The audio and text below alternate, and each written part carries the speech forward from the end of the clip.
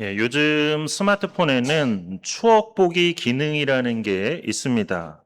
그러니까 이제 휴대폰에 저장된 사진이나 영상을 이제 휴대폰이 자동으로 모아서 이제 추억 영상을 만들고는 뭐 7년 전 스토리, 6년 전 스토리 이런 제목으로 우리에게 보여주곤 합니다. 그 기능 때문에 괜히 또 마음이 막 뭉클해지거나 과거에 대한 회상에 젖었던 뭐 그런 경험들이 또 있으실 겁니다. 그런데 그렇게 사진이나 영상을 볼 때 어떤 사진은 또 웃으면서 넘기고 또 어떤 사진은 갑자기 몇 초간 손가락이 멈추기도 합니다. 과거에 나에게 이런 흑역사가 있었다니 뭐 이런 생각이 들게 되는 거죠. 우리는 그렇게 살아갑니다. 그리고 기억은 저절로 되는 것이 아니라 이렇게 자꾸 꺼내보고 다시 들여다볼 때 비로소 그 기억이 내 것이 되는 것입니다. 그런데 재미있는 게 사람이라는 게 참 좋았던 기억보다는 오히려 힘들었던 기억을 훨씬 더 오래 그리고 더 생생하게 붙들고 산다는 사실입니다. 그래서 첫 월급을 받은 날보다 오히려 사업하다가 잘 안 돼서 눈물 흘렸던 그 밤을 더 또렷하게 기억하게 되고 또 여행 가서 행복했던 순간보다도 오히려 짐을 잃어버려서 발을 동동 굴렀던 그 순간들이 오히려 더 오래도록 우스갯소리로 남습니다. 그러니까 남자들이 군대만 갔다 오면 평생 동안 군대 얘기하는 이유도 그만큼 군대 생활이 힘들었기 때문이죠. 그러니까 사람은 원래 이렇습니다. 편안함보다는 오히려 고생이 더 깊이 새겨진다는 겁니다. 하나님께서는 그걸 너무나 잘 아십니다. 그래서 오늘 본문에 보면 이스라엘 백성들에게 두 가지를 이제 명령하십니다. 하나는 기억하라는 것이고 또 하나는 청종하라, 즉 순종하며 들으라는 그런 말씀입니다. 그런데 그 방법이 좀 참 독특합니다. 그냥 기억해. 이렇게 하지 않으시고 아예 몸으로, 삶으로, 심지어 좀 불편하고 고생스럽게 기억하도록 만드십니다. 오늘은 이제 그 이야기를 우리가 좀 함께 나누고자 합니다. 하나님을 우리를 일부러 그렇게 고생시키셔서 기억하게 하신다고 했는데 대표적인 게 바로 절기를 지키는 일입니다. 그러니까 17절 말씀을 보면 모든 이스라엘 남자들은 매년 세 번씩 여호와께 보이라고 즉 성막이나 성전이 있는 곳으로 와서 절기를 지키라고 그렇게 말씀하셨습니다. 그렇다면 이 세 가지 절기가 과연 뭘까요? 이 세 가지 절기에 대해서 좀 혼란스러워 하시는 분들이 좀 많으십니다. 왜냐하면 같은 절기인데도 좀 여러 다른 이름으로 또 불리기 때문에 그렇습니다. 그래서 이제 이걸 표로 정리하면 이렇습니다. 우리 화면을 한번 같이 보겠습니다. 무교절은 또 다른 이름으로는 이제 유월절이라고도 불립니다. 그래서 애굽의 종살이에서 해방된 사건인 그 출애굽을 기념하는 절기입니다. 그런가 하면 이제 맥추절은 칠칠절 또는 오순절로 불리기도 하는데 처음 익은 곡식을 하나님께 드리며 하나님의 공급하심에 감사하는 그런 절기입니다. 또 수장절은 또 초막절이나 장막절로도 불리는데 광야 생활을 기억하는 것 그리고 한 해의 수확을 마무리하며 감사하는 것 바로 이게 수장절입니다. 자, 이처럼 뭐 또 하나의 이름만 가지고 끝나는 게 아니라 또 다른 이름이 이렇게 여러 개가 있다 보니까 절기들이 헷갈릴 수가 있는데 이런 부분들을 좀 정리하셔서 이해하시면 성경을 읽으실 때 이제 좀 도움이 되실 겁니다. 이제 화면은 다로 넘겨주셔도 되겠습니다. 어쨌든 보신 것처럼 무교절은 이제 유월절이라고도 부릅니다. 근데 사실 유월절과 무교절은 이제 엄밀히 따지면 좀 다른 절기이지만 날짜가 이렇게 같이 붙어 있기도 하고 또 그 의미도 서로 그렇게 연결이 되어 있기 때문에 이렇게 같은 절기로 불리고 있습니다. 그리고 유월절 또는 무교절 이 절기는 앞서도 본 것처럼 출애굽을 기념하는 절기입니다. 그런데 이걸 기념할 때 어떻게 기념하냐면 누룩 없는 빵 그러니까 밍밍하고 딱딱한 그런 무교병을 일주일 동안 먹습니다. 그러니까 요즘으로 치면 좀 이제 군대에서 이제 비상식량으로 쓰이는 그런 건빵 같은 거 그런 거를 일주일 동안 먹는 겁니다. 그런데 뭐 건빵을 드셔보신 분들은 아시겠지만 건빵만 먹으면 입안이 사막으로 변하죠. 그렇게 건조한 광야에서 하나님의 은혜로 살아남았던 것, 그것을 기억하라는 뜻입니다. 게다가 무교병과 함께 뭘 먹으라고 말씀하셨냐면 쓴나물을 함께 먹으라고 말씀하셨습니다. 그러니까 우리로 치면 뭐 쓴바귀 같은 그런 나무를 먹으라는 건데 그 이유는 이제 애굽에서의 그 쓰디쓴 그 고난을 기억하라는 뜻입니다. 근데 요즘 아이들이 뭐 나물 먹나요? 맛있게 잘 무쳐줘도 먹을까 말까인데 만약 오늘날 이 시대에도 무교절을 계속해서 지켜야 했다면 아마 가정마다 한바탕 난리가 났을 겁니다. 뭐 나 나물 안 먹을 거야 막 그러면서 막 도망가고 난리가 났겠죠. 자, 이렇게 무교병과 쓴나물을 먹는데 뭐 하루 이틀도 아니고 일주일 동안 먹어야 했습니다. 이건 그야말로 그냥 자동적으로 다이어트가 되는 그런 괴로운 일입니다. 그래서 무교절을 지킨다는 게 그저 편안하기만 한 일은 아니었는데 하나님께서 이렇게까지 하게 하신 이유는 애굽에서 고생했던 그 기억, 급하게 도망쳐 나왔던 그 절박함, 그런 것들을 다시 몸으로 느끼고 기억하라는 그런 뜻입니다. 그런가 하면 이제 두 번째 절기는 이제 맥추절로 다른 이름으로는 칠칠절 또는 오순절이라고도 말합니다. 그런데 이제 이 맥추라는 그 이름 때문에 보리 수확과 관련된 그런 절기로 오해하시는 분들이 많은데 사실 맥추절은 보리를 수확하는 그런 절기는 아닙니다. 사실 이 맥추절은 밀 수확을 하는 그런 시기입니다. 오히려 보리는 이제 무교절 기간에 지키는 이제 초실절이라는 날이 있는데 그 초실절에 이제 보리 수확이 이루어집니다. 그러니까 맥추절과 이제 보리 수확과는 그만큼 별로 관계가 없다는 거죠.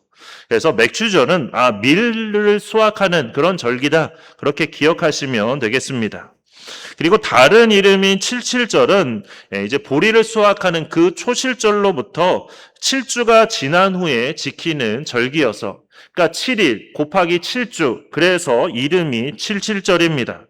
그리고 오순절도 비슷한 의미로 그 초실절로부터 50일 후에 지킨다. 그래서 이제 이름이 오순절이라고 불리게 된 것입니다.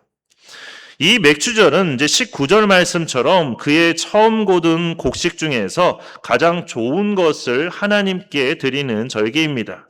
그런데 이렇게 가장 좋은 걸 하나님께 드린다는 것, 이게 과연 말처럼 쉬운 일일까요? 어떻게 보면 무교병과 쓴나물을 먹는 것보다 더 어려운 일일 수 있습니다. 그래서 내가 차라리 무교병과 쓴나물을 먹으면 먹었지 그렇게는 못하겠다. 이렇게 말하는 사람이 있을지도 모릅니다. 그만큼 어려운 일이라는 거죠. 그런데 왜 이렇게 하도록 하나님께서 명령하셨을까요? 이건 15절 말씀처럼 하나님께 나아갈 때 빈손으로 나오지 말라는 그 말씀과도 이제 연결이 되는 말씀이라고 할 수 있는데 마태복음 6장 21절을 보면 예수님께서 이렇게 말씀하셨습니다. 내 보물 있는 그곳에 내 마음도 있느니라. 그러니까 하나님께서는 우리가 가지고 있는 가장 좋은 것에 우리의 마음이 쏠려 있다는 것을 알고 계십니다. 그러니까 남자들 같은 경우는 막 자동차 애지중지 하시는 분들 있죠. 그래서 막 자동차를 닦고 또 닦고 막 그렇게 광이 나도록 닦으시는 분들, 그분들에게는 그 자동차가 가장 좋은 게 되는 겁니다. 자, 그리고 그처럼 그분의 마음이 그 자동차에 다 쏠려 있다는 거죠. 그렇기 때문에 하나님께 나올 때 빈손으로 오지 말고 가장 좋은 것을 드리라고 하신 이유는 바로 그 마음을 하나님께 드리라는 그런 뜻입니다. 가장 소중한 것을 드리라. 이건 결국 너의 삶의 1순위가 누구냐를 묻는 그런 질문입니다. 그러니까 me first 또는 family first, 그렇게 내 자신이나 또는 가족이 내 삶의 1순위가 아니라 God first, 즉 하나님이 내 인생의 맨 앞자리에 계시냐는 그런 질문입니다. 이건 내 삶의 주인이 내가 아니라 하나님이 되신다는 뜻으로 사실 인간의 본성을 거스르는 그런 일이기 때문에 다른 그 어떤 절기보다도 더 지키기 어려운 그런 절기라고 할 수 있습니다. 그런데 사실 우리가 하는 이 신앙생활은 우선순위의 문제입니다. 하나님이 내 삶의 가장 첫 번째가 되지 않으면 그러면 신앙생활은 그 자체가 불가능합니다. 그러니까 이거는 헌금과 11조만이 아니라 예배도 그렇고 성경 통독이나 기도, 봉사, 전도까지 다 마찬가지입니다. 겉으로는 하는 것처럼 보일 수 있지만 실상은 그렇지가 않다는 거죠. 예배 자리에 와 있는 것처럼 보이지만 전혀 예배를 드리지 않고 있다는 그런 뜻입니다. 결국 이 모든 것들이 다 우선순위의 문제이고 그래서 너무나 어려운 문제이기 때문에 계속적인 반복 훈련이 필요해서 하나님께서는 매년 이 절기를 지키라고 하신 것입니다. 그리고 마지막 세 번째 절기인 수장절은 이제 초막절이라고도 말합니다.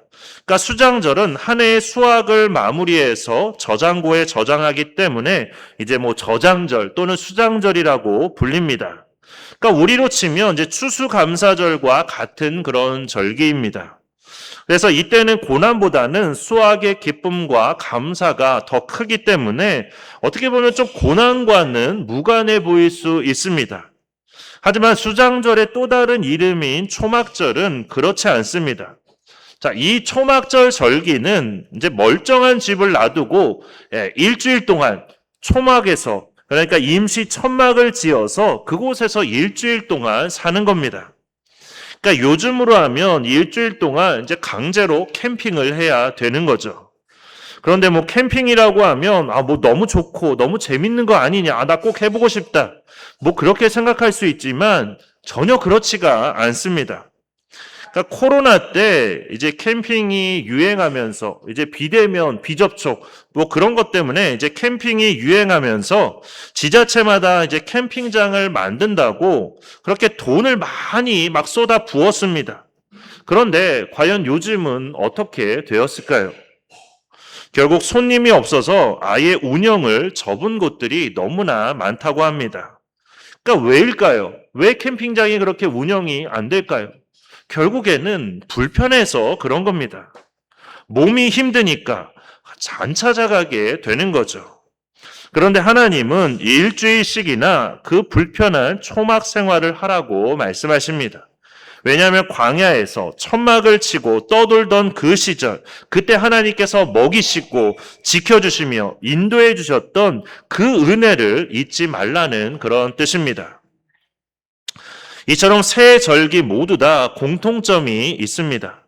하나님의 은혜를 기억하게 하시는데 결코 편하게 기억하도록 하지 않으시고 일부러 힘들게 불편하게 기억하도록 하십니다. 그렇게 해서 몸과 마음과 삶에 더욱더 깊이 새기라는 그런 뜻입니다. 게다가 이걸 한 번만 하고 끝내는 게 아니라 매년 반복하라고 말씀하십니다. 왜냐하면 사람이라는 게 아무리 좋은 은혜를 받아도 금방 잊어버리기 때문에 그렇습니다. 그러니까 우리도 다 그렇습니다.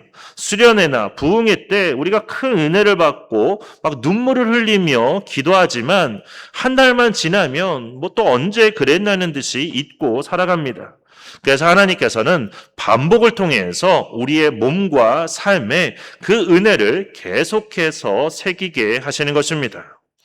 그렇다면 이렇게 절기를 지키는 게 오늘 우리에게는 과연 어떤 의미가 있는 걸까요? 절기가 무언가를 기억하고 기념하는 것이라면 우리에게도 기념일이 있고 기억해야 될 것들이 있습니다. 그게 뭘까요? 라고 물으면 아마 대부분이 사순절이나 부활절, 추수감사절, 성탄절 아마 이런 절기들을 말씀하실 겁니다. 물론 그것도 맞습니다. 그런 절기도 지키는 게 맞습니다. 하지만 가장 중요한 절기는 바로 주일을 지키는 겁니다. 그러니까 유대인들은 토요일에 안식일을 지켰지만 우리는 안식일 다음 날인 주일을 지킵니다. 왜냐하면 주일은 예수님께서 부활하신 날이고 초대교회는 처음부터 예수님의 십자가와 부활을 그렇게 기억하고 기념하기 위해서 주일을 지켰기 때문입니다. 우리가 매주 예배를 드리는 이유도 그렇습니다. 반복해서 자꾸 다시 꺼내보면서 그 십자가의 사랑과 부활의 은혜를 우리가 잊지 않기 위해서 이렇게 매주일 예배를 드리는 겁니다. 그렇게 유대인들이 새 절기를 통해서 하나님의 은혜를 기억하며 마음에 새겼던 것처럼 우리도 매주일 우리가 드리는 이 예배를 통해서 십자가의 사랑과 부활의 은혜를 잊지 않고 늘 그 은혜를 우리 마음에 기억하며 더욱더 감사하며 승리의 삶을 살아가는 우리가 되기를 축원합니다. 오늘 말씀의 두 번째 부분인 20절에서 33절까지의 말씀은 이제 하나님의 명령과 약속에 관한 말씀으로 여기서 이제 핵심적인 두 단어를 꼽으라고 한다면 이제 예비하심과 청종이라고 말할 수 있습니다. 그러니까 하나님께서는 하나님의 사자를 이스라엘보다 앞서 보내셔서 모든 길을 예비하시고 보호해 주시겠다고 약속해 주셨습니다. 그러니까 이건 쉽게 말하면 하나님께서 이스라엘 백성들을 위해서 가나안 땅을 예비해 놓으셨고 그곳으로 안전하게 이스라엘 백성들을 이끌어 가시고 그래서 그 땅에서 복받는 그런 백성으로 살아가게 하시겠다는 그런 말씀입니다.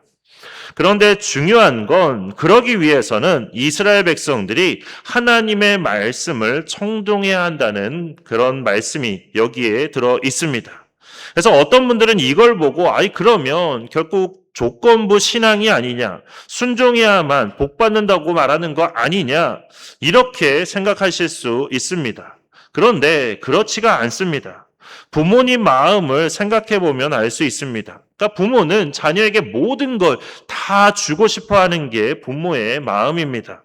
좋은 것, 필요한 것, 또 이미 다 준비해 놨습니다. 그런데 자녀가 말을 안 들으면 어떻게 될까요? 부모가 안 주는 게 아니라 자녀 스스로가 그 좋은 것들을 다 발로 걷어차버리는 것입니다.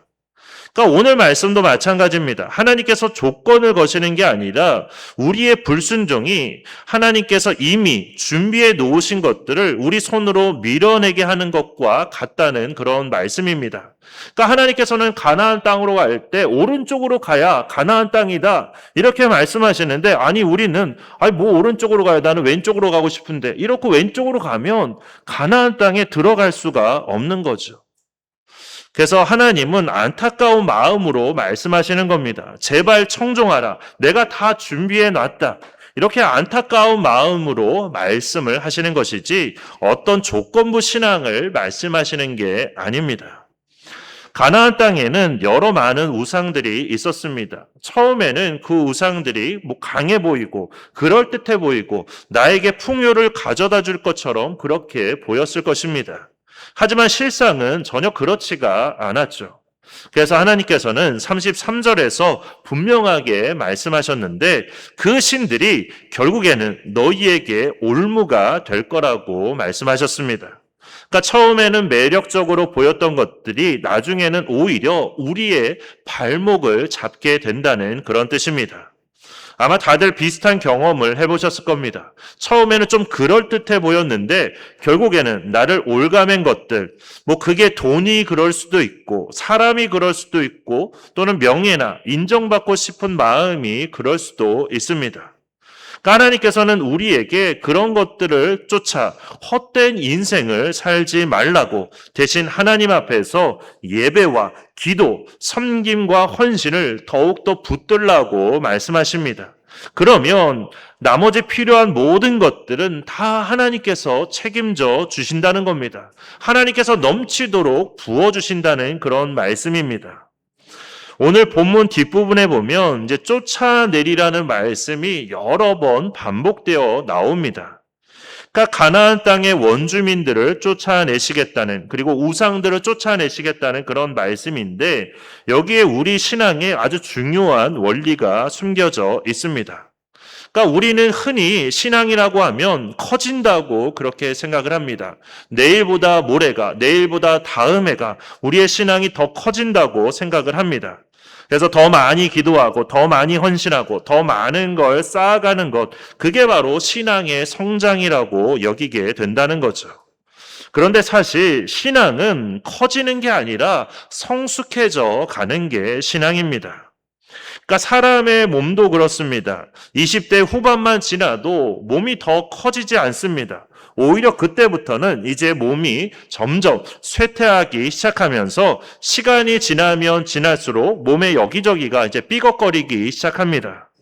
그런데 신기하게도 마음은, 인격은 그때부터 더 단단해지고 더 깊어지고 합니다. 그러니까 신앙도 똑같습니다. 커지는 게 아니라 성숙해져 간다는 거죠. 그럼 신앙이 성숙해지려면 우리가 뭘 해야 하는 걸까요? 그러니까 뭔가를 더 채우는 게 아니라 오히려 쫓아내고 버리고 이럴 때 우리의 신앙이 더 성숙해지게 된다는 겁니다. 그래서 뭐 대단한 결단, 거창한 사업 그런 걸 하라는 게 아닙니다. 내 안에 슬그머니 들어와서 자리 잡은 그런 세상적인 기준들, 그런 것들부터 하나씩 쫓아내는 것, 그게 바로 신앙의 성숙이라는 말씀입니다. 우리가 집을 정리해보면 그렇습니다. 어떤 새 물건을 드리는 것보다도 오히려 안 쓰는 물건을 버리는 것, 그게 훨씬 더 힘듭니다. 이거 언젠가 또 쓸 일이 있을 텐데 이러면서 막 버리지를 못하는 거죠. 그렇게 점점 하나둘씩 쌓아두다가 결국에는 집이 아예 창고가 되는 겁니다. 그러니까 우리의 마음도 똑같습니다. 버려야 할 것을 못 버려서 정작 하나님이 채워주시려고 하는 그런 은혜가 채워지지 않는 그런 일들이 있게 된다는 거죠. 오늘 본문을 이제 한 문장으로 정리하면 이렇습니다. 신앙은 하나님의 은혜를 기억하고 성령의 음성에 순종하며 내 안에 우상을 쫓아내는 것, 그것이 바로 신앙임을 우리에게 말씀하고 있습니다. 새 절기를 힘들게 지키게 하신 이유도 가나안 땅을 예비해 놓으시고 하나님의 말씀에 청종하라고 하신 이유도 결국 다 하나입니다. 하나님은 우리를 그만큼 진짜로 사랑하신다는 그런 뜻입니다. 우리가 편하게 살다가 은혜를 잊어버릴까봐 좋은 것 다 준비해 놓으셨는데 우리가 스스로 그런 것들을 걷어찰까봐 그래서 그렇게 애타게 반복해서 때로는 불편하게 만들어서까지 우리를 붙들고 계신 것입니다. 이스라엘 백성들이 새 절기를 지켜야 했던 것처럼 우리에게도 잊지 말아야 할 그날이 있습니다. 십자가에서 예수님께서 우리를 위해 피 흘리신 그날, 그리고 그 무덤이 텅 비었던 그 부활의 그날, 우리가 매주 예배를 드리는 이유가 바로 그날을 기억하기 위해서 매주일 예배를 드리는 것입니다. 그 사건을, 그날을 잊지 않기 위해서, 다시 기억하기 위해서 우리가 이렇게 매 주일마다 이 자리에 모이는 것입니다. 그리고 이미 하나님께서는 우리를 위해 예비해 놓으셨습니다. 우리가 해야 될 일은 그 음성에 청종하며 내 안에 자리 잡은 것들 중에서 우리가 버려야 할 것들, 세상적인 것들, 그런 것들을 하나씩 다 버리고 내려놓는 것, 그게 바로 우리가 해야 될 일입니다. 오늘도 우리 신앙의 사진첩을 한번 열어보시기 바랍니다. 십자가의 은혜를, 하나님께서 나를 여기까지 인도하신 그 발자취를 한번 다시 꺼내서 살펴보시기 바랍니다. 그리고 하나님의 은혜를 날마다 기억하며 순종의 자리로 나아가시기 바랍니다. 그렇게 해서 하나님께서 베풀어 주신 그 모든 은혜를 기억하며 오늘 내 안에 쫓아내야 될 것들을 하나씩 조용히 쫓아내고 내려놓는 성숙한 신앙인이 되는 우리 모두가 되기를 주님의 이름으로 축원합니다.